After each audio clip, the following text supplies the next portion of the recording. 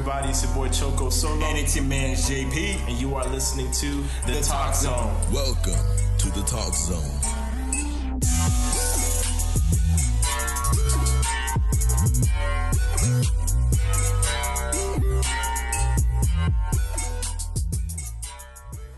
So the very first conversation we're going to have is about the most recent Marvel movie, Infinity War.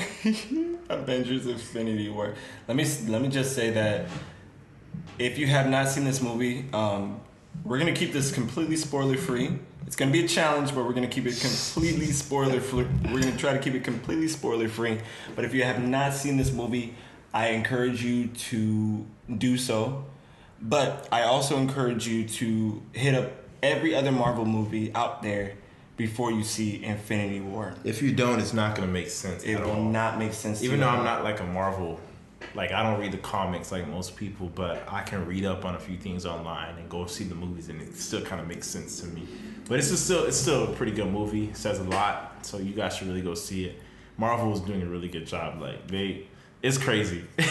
And I would say stay off of social media. Like, for real. These people are crazy with these memes, and they're spoiling everything. They don't care. They don't care. If you really care about the movie, well, you probably don't really care because you haven't seen it yet. But if you do, you haven't got a chance to see it, like you don't got money or whatever, stay off of social media because people are spoiling stuff like crazy. They really are. Twitter, Instagram, even Facebook. And I'm not even on Facebook like that. Like, it's crazy. I would say stuff so bad. For real. But before you guys see that movie, if you guys are interested in seeing every Marvel movie out there in order, before you see this movie, because the reason why I say this is because, as you know, Marvel movies, they have post-credit scenes at the end of every one of their movies. Right. So it connects. Most people don't know that. Yeah. So it connects and ties into the next movie that's about to come out, or the next in the trilogy, or the sequel in that movie, in right. that certain continuity. So I'm about to read off every Marvel movie in the certain order that you have to watch, and make sure you watch the post-credit scenes, because that's how it all makes sense. It's like a puzzle, bro. It really is. And they've been working on this, like everybody who's been working on Marvel movies, like they've been working on this for years, and they're flat out geniuses when they do this thing, because they make it so like you said, puzzle pieces. So they make it so everything that you do, everything that you see adds up. Yeah, everything adds up, leading to Infinity War. So here's the order of the movies that you have to see in this precise order. Captain America, the first Avenger, Iron Man, The Incredible Hulk, Iron Man 2, Thor, Captain America. Whoa. Okay, never mind. Skip that.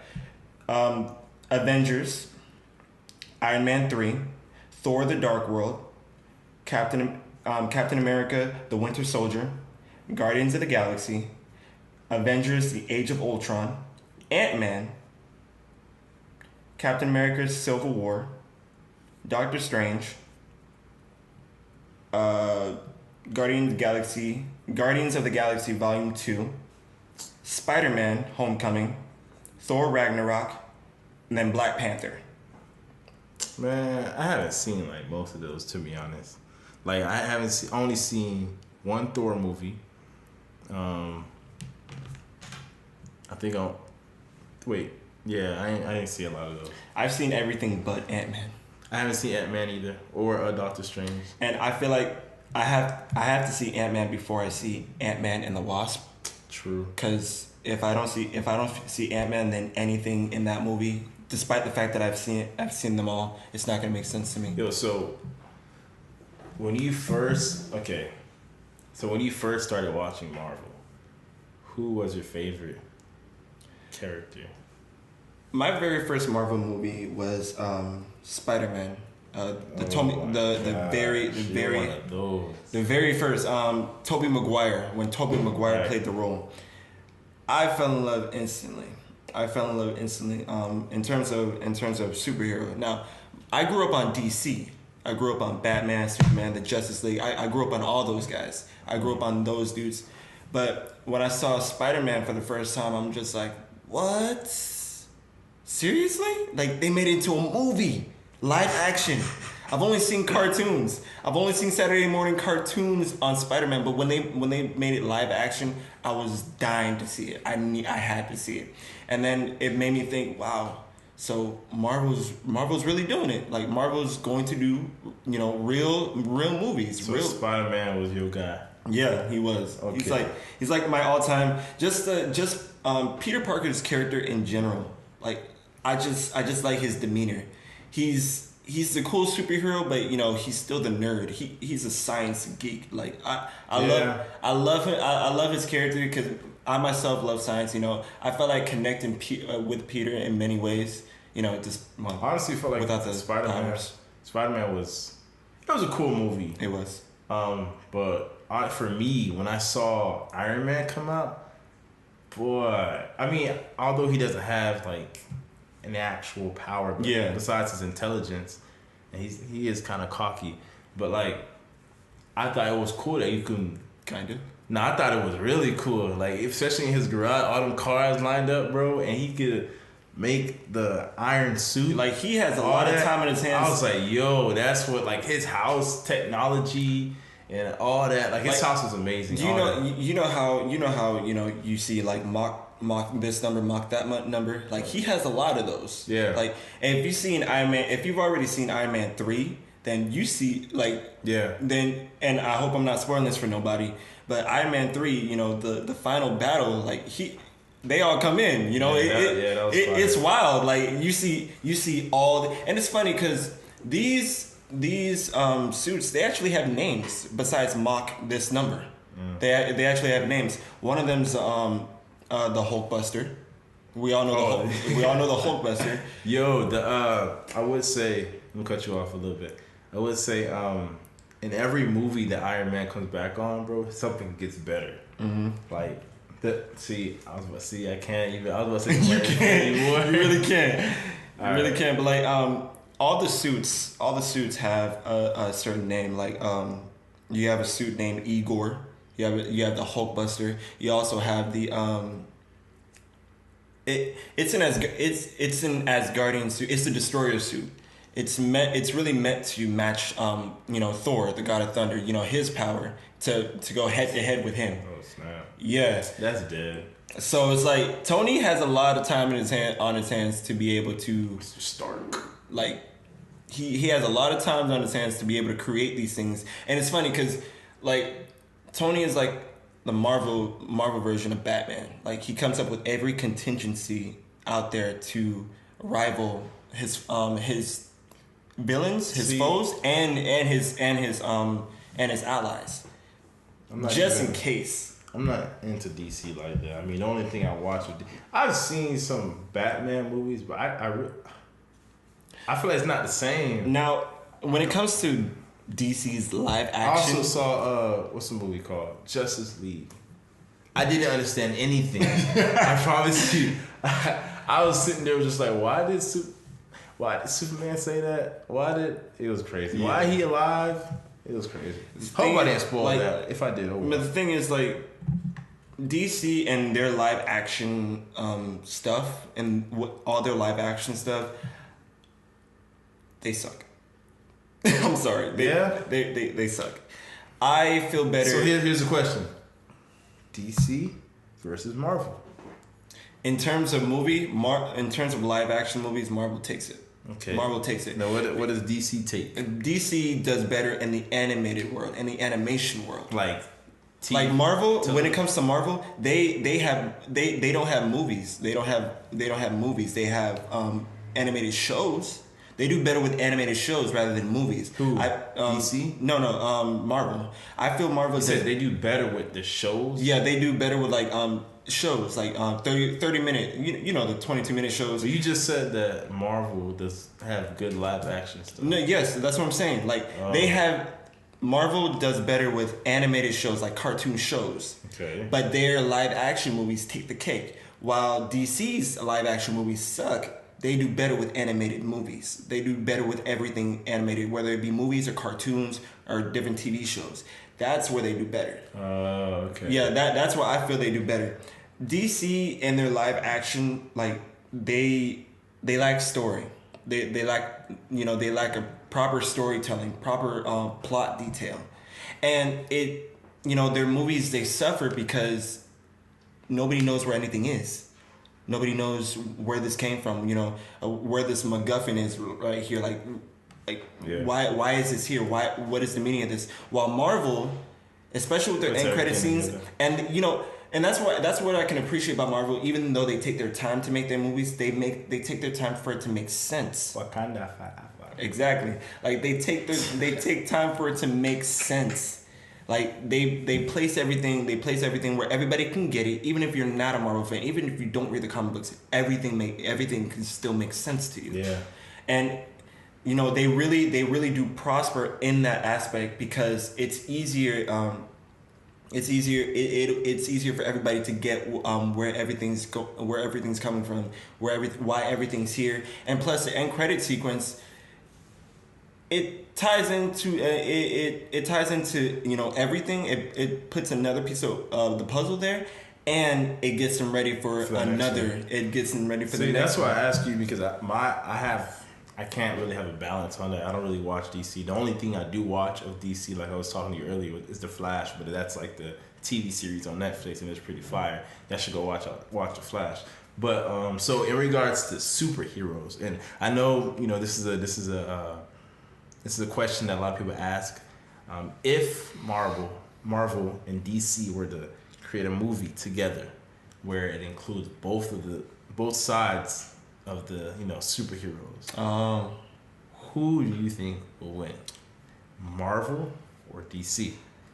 That's interesting, and it's interesting that you say that because I recently watched if you guys know the Watch Mojo YouTube channel, they actually did this. They actually did Marvel versus DC, and they gave the standpoint.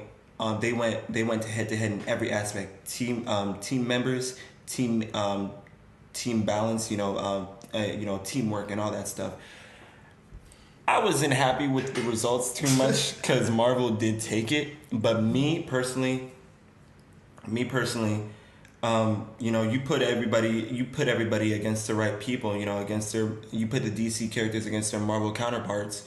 You put Batman. So give me an example. Yeah, like if you put Batman versus Captain America, like those guys. Give me another one. Give me a Hulk's counterpart. Hulk's counterpart would be Superman, because Hulk. Wow. He's.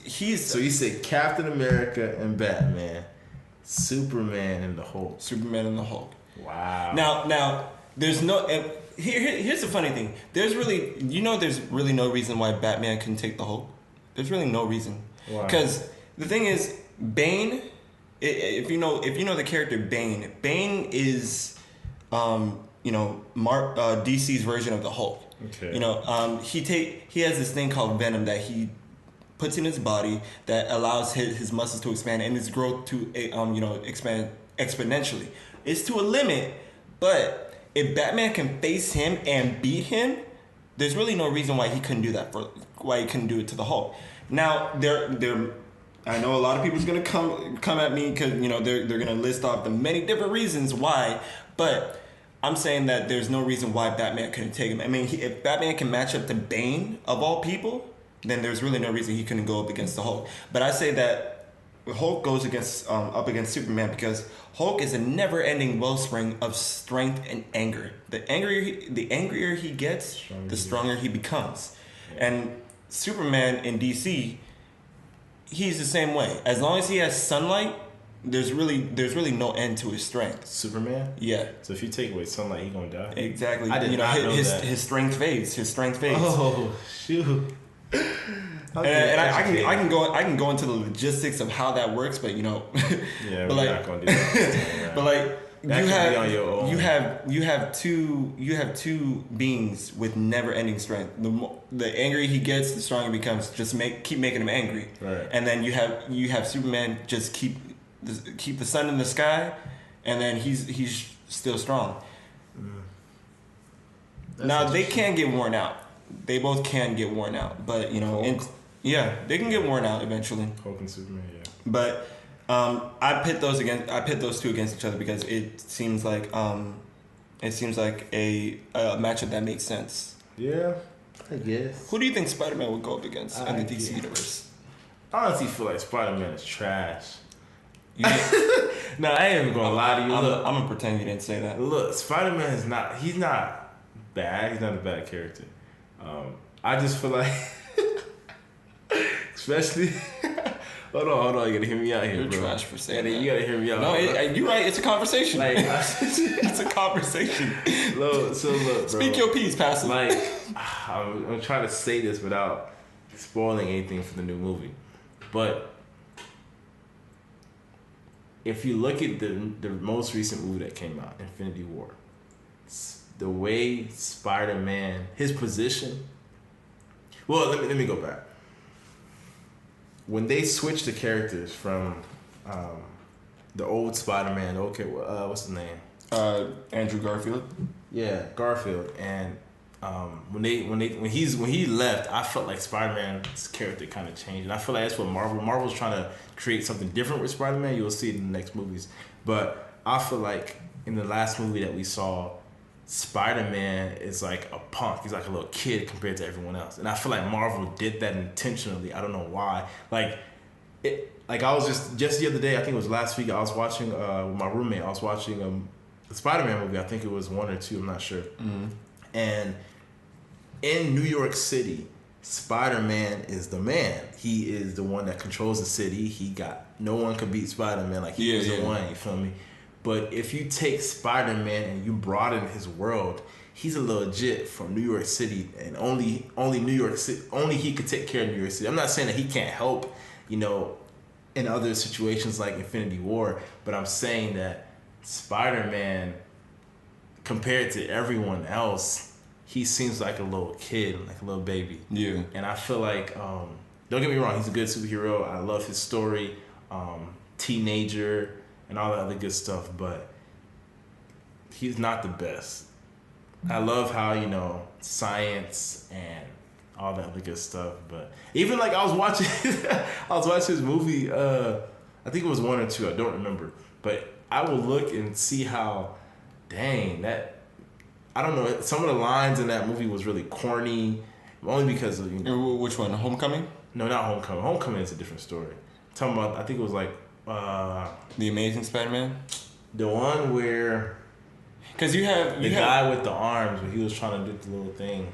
What's his name? The guy that had... Dr. Octopus? Dr. Octopus. Oh, okay. Spider-Man. That's Spider-Man 2. 2, yeah. Him. So in that one, I feel like some of the lines were corny, especially with him and Mary Jane and whatnot. Yeah. It was funny. But like that's my opinion on Spider-Man. Spider-Man's not a bad person, but he's not the best. And he can't be my best superhero because there's other people that are greater than him. So who would you say is your best now superhero? I don't know. I really don't. I still do admire Iron Man. The only thing I don't like about Iron Man is because he's cocky. Like this dude wants. If it's not his way, it's nobody's way, and I don't like that.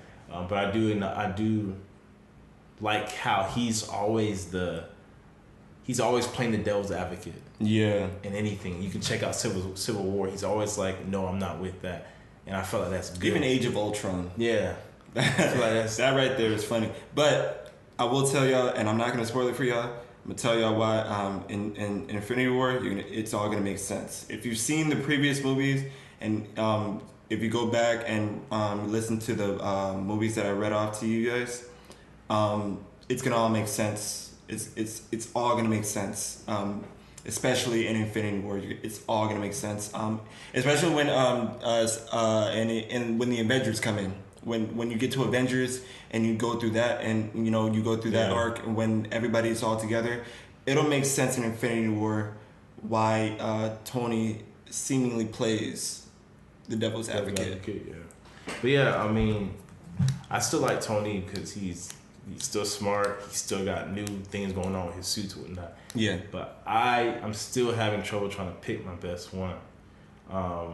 Okay, who would you say? Okay, let's cut it from Marvel. Let's go to DC now. Who would you pick in I DC? tell you, I don't do DC now. Okay.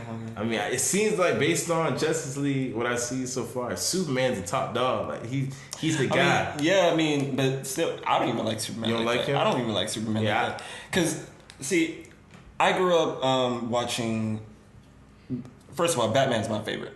Always and forever. And Batman's not a bad guy either. He's not, and it's like I grew up watching Batman the animated series, Batman and Robin.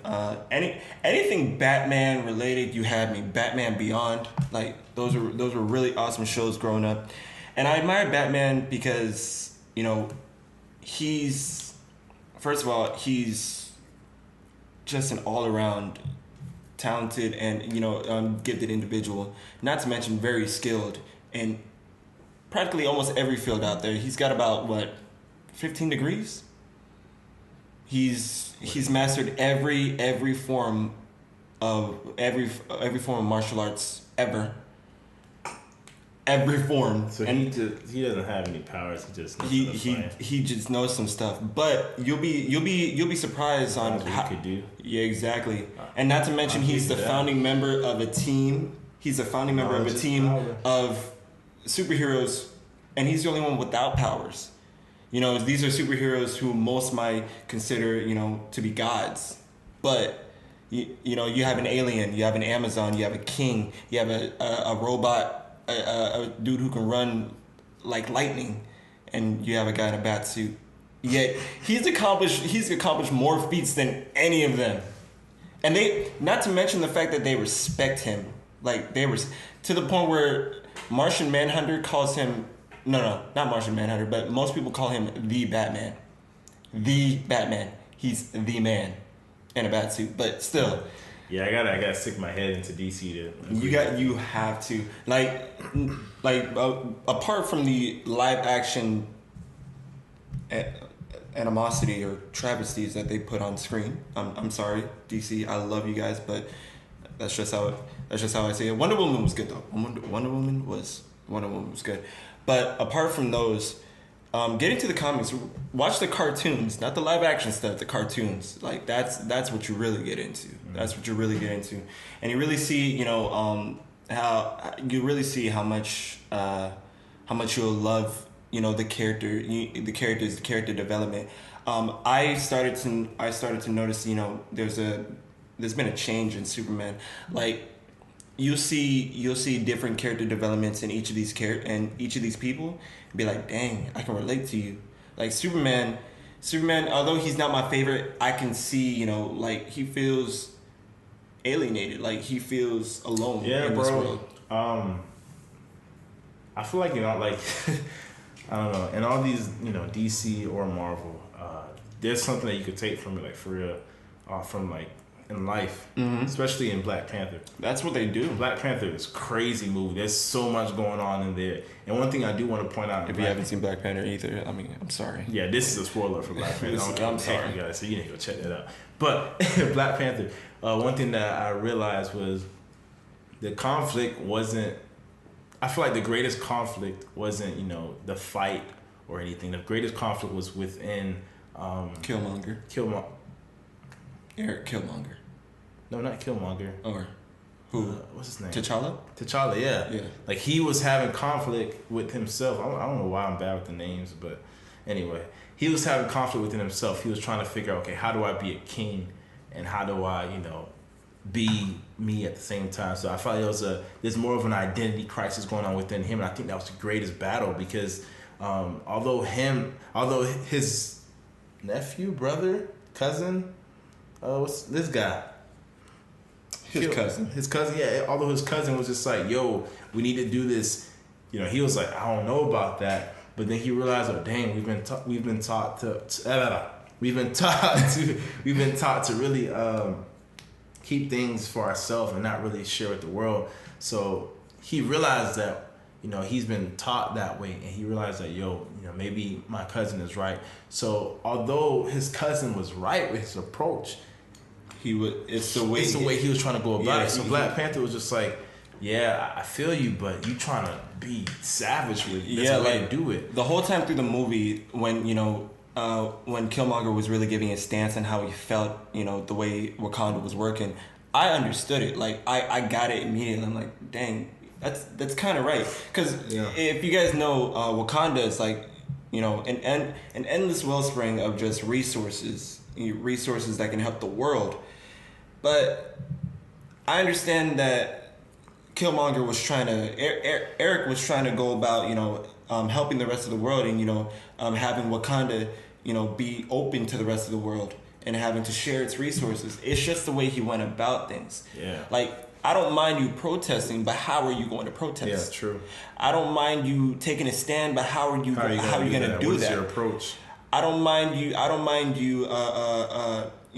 doing whatever you got to do in order to speak your mind and make what you want to make known. But how are you going to voice this? Yeah. Are you gonna approach it with violence, with guns blazing and hands raised, or are you gonna approach it with a peaceful protest? And like, if you haven't already guessed it, Black Panther speaks life. Black Panther speaks life. And if you look at the past of how many of us, how many of the protests that you see, whatever the cause may have been, whether it may have been gay rights or Black Lives Matter, whatever it may have been, Black Panther was somewhat of a reminder that there's a way to do things. There's a way to approach a situation. There's a way to say something. Right. Now, because the crazy thing is, bro, now that you mentioned that, I feel like even, with the idea of having the talk zone, I feel like a lot of people and a lot of organizations or a lot of groups of people have, we have one goal. Yeah. Like, we want peace. We want understanding. And I feel like although we have that same mindset, the same idea, we're all approaching things the wrong way. And that's why we don't really get the solution that we want, the solution that we desire. And I feel like within Black Panther, although the cousin, Killmonger is correct. He's saying that I can't keep this for yourselves. Yeah. And I feel like his problem was he was doing it out of anger. Mm-hmm. I killed my father, this and that, or you guys are being selfish. People need help out there. You're right. People need help, but how are you going to help them? Yeah. Your motive, and it didn't. I don't think the movie really showed how he was going to go about doing it, but you could tell through his character that his intentions were impure. And I feel like Black Panther kind of realized that, he's right, but he can't lead this. Yeah, exactly. He's right, but you can't lead this. And I feel like that goes even deeper into today's world. Like some people that we look up to may be right. Political figures may say something, they may be right, but how do they go about doing things, and how does that affect, how people view them and how people can trust them? Because of course, to be a leader, you need to be trusted. So that, and the fact that people even after he challenged T'Challa and got the throne, even so, you had to look like they still couldn't look at him as a king. Yeah, they still couldn't look at him as a king. There needs to be a sense of humility. His mindset, like they understood his mindset, but you can't go about doing it this way. Yeah, we understand what you're trying to say, but there's a way to do it. There's a way to approach it. There's a way to, because it almost seemed as though that he was trying to gain that control out of fear alone. Yeah. And it's like, okay, what now? Mm-hmm. Like, okay, I get this control. I get this. I have the control. So therefore, everybody should listen to me. Everybody has to do what I say. Right. And you're trying to control the world out of fear. Abusing leadership as well. Exactly. You're abusing your leadership. You're trying to control everything out of fear that whoever disrespects you is going to receive death. Mm-hmm. Whoever disrespects you is going to receive the worst punishment. You're controlling. Right. You're controlling people's opinions. You're controlling people's answers. You're controlling everything out of the wrong ways. You're controlling. You know, your intentions are best at heart, but it's about how you go about it. Yeah, exactly. There's a difference between leading and controlling. There's a difference between leading and controlling. A leader listens to the opinions, listens to the open minds that have, or the open voices and what they have to say. Yeah. A dictator doesn't care at all, and that's exactly what Killmonger was being. True. Another part of that is, bro, a leader. Leaders defined it the way I defined it. Someone once told me that leader is not someone who's in front of the group. A leader is among them. A leader is actually behind them. Well, pushing them forward. Oh, so you're right. Being sacrificial about your leadership. I feel like he wasn't doing that. I feel like a lot of people don't do that, and that even goes into the church and the universal church. A lot of pastors, a lot of leaders are doing things just to be seen or just to be on top, rather than considering the actual mission that is at hand, the vision, the work that needs to be taken care of, the crops that need to be harvested. So they try so hard to be the head when God made him part of the body. Yeah, they made him part of the body. Yeah. So it's pretty crazy, man. Yeah, that's crazy. How you can find so much, and we came from Marvel talking about life and the gospel. But hey, that's the first episode of the Talk Zone. As you can see, we can get carried away and go into different topics. So very soon I'll have you get out. We'll let you guys know what links to send where and where to submit your questions and comments. Look out for Twitter, look out for Instagram, and look out for the next episode. Thank you for listening. It's your boy Choco Solo. And your boy JP, and you were here with the Talk Zone. Talk Zone. Peace out.